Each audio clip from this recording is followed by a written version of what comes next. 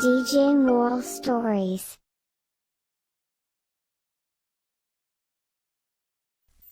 तीन जादुई विशाल नारियल।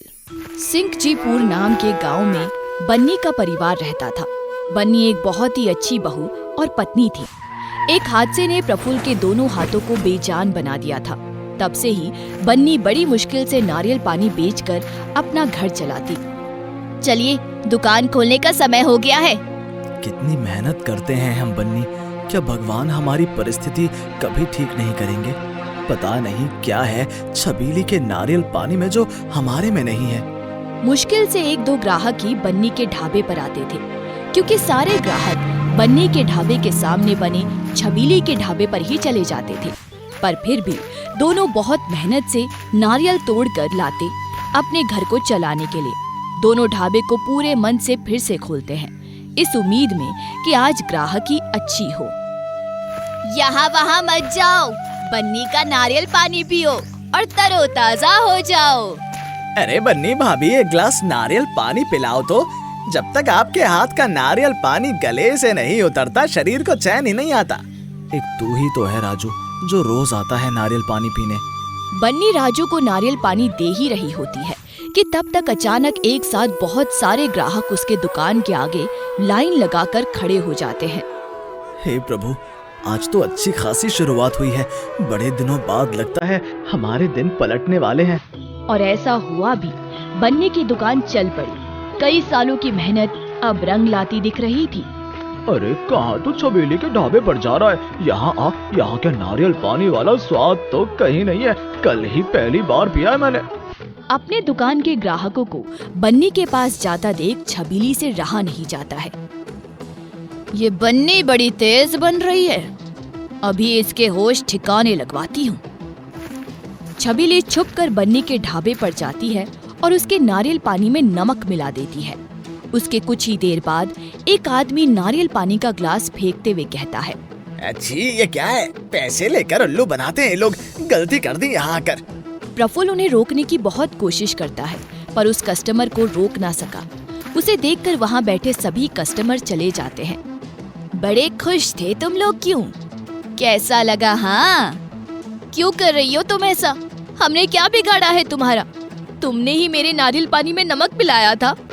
हाँ, अब मेरे सामने कोई आगे बढ़े ये मैं कैसे देख सकती थी? कल से ढाबा तुम लोग नहीं खोलोगे, समझे?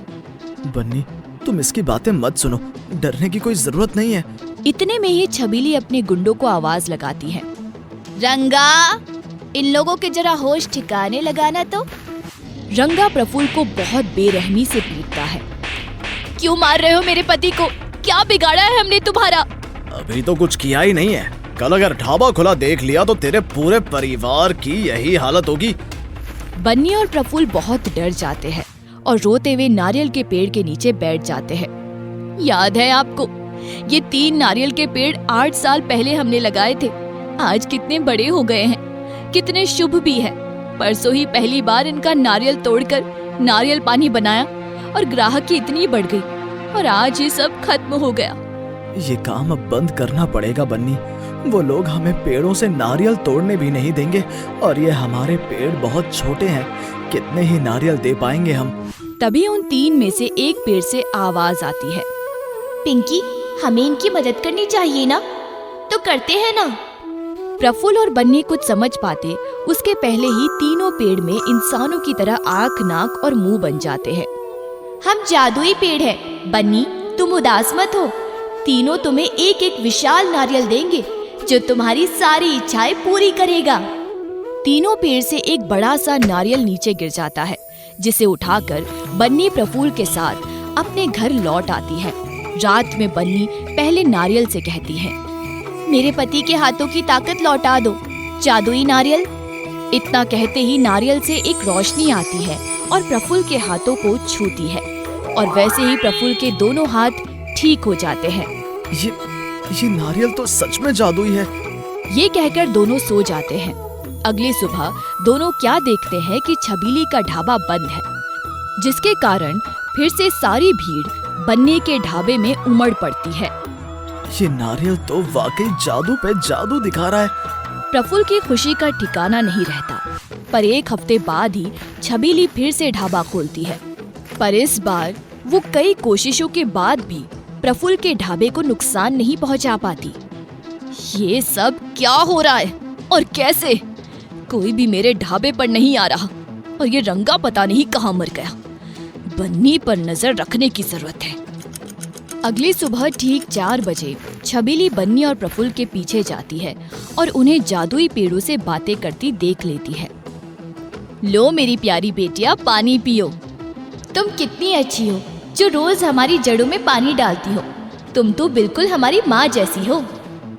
ओह, तो ये सब इस जादुई पेड़ का कमाल है। बन्नी के वहां से जाते ही छबीली रोते हुए पेड़ के पास जाती है और उनसे कहती है, मैंने किसी का क्या बिगाड़ा है भगवान? लगता है अब ये जीवन ही किसी काम का नहीं। दीदी, क्या हम इनकी मदद नहीं कर सकते? क्यों नहीं? तभी तीनों उसे 3 जादुई नारियल देते हैं, जिसे लेकर छबीली अपने ढाबे पर लौट आती है। ओ जादुई नारियल, मुझे बहुत सारे पैसे दो और बिन्नी का ढाबा जला दो। छबीली के ऐसा कहते ही तीनों नारियल मिलकर 3 मुंह के सांप में बदल जाता है। भागो भागो, बचाओ मुझे, मेरी गलती हो गई। भागते हुए छबीली बिन्नी के पास जाती है। मुझे छोड़ दो बिन्नी, मुझे बचा लो। मेरी लालच के कारण जादुई नारियल सांप में बदल गए। इसका उपाय तो बस वो 3 जादुई पेड़ ही बता सकते हैं। सभी गांव वाले उस पेड़ के पास जाते हैं। सांप छबीली पीछे पीछे पेड़ के पास पहुंच जाता है। पिंकी, चिंकी, रिंकी, इसकी मदद करो वरना ये सांप उसे निगल लेगा। निगलना ही चाहिए, ये पापिन है। ये तो हमारा एक चाल था, वैसे ही जैसा इसने हमारा साथ किया था। आज से 8 साल पहले की बात है। छबीली के गुंडे मेरे दादाजी को बहुत परेशान करते थे और उनसे रंगदारी मांगते थे। एक गरीब किसान होने के कारण उसकी माली हालत कुछ अच्छी नहीं थी और पैसे न मिलने के कारण छबीली ने हम तीनों नवजात बच्चियों को मारकर गाड़ दिया और जहाँ पर हम गाड़े गए थे वही बन्नी ने नारियल का पौधा लगा दिया और हम पेड़ के रूप में बड़े हो गए। रंगा को तो हमने पहले ही उसके कर्मों की सजा दे दी, अब बारी है छबीली की। और सभी गांव वालों के सामने वो नाग उसे निगल कर गायब हो जाता है। मैं तीसरे जादुई नारियल से मांगती हूँ कि मेरी तीनों बच्चियों को पेड़ की योनि से मुक्त कर इंसानी शरीर दे दो। बिन्नी के ये कहते ही तीनों पेड़ बच्चियों में बदल जाती है और हमेशा बिन्नी और प्रफुल्ल की बेटियां बनकर रहने लग जाती है।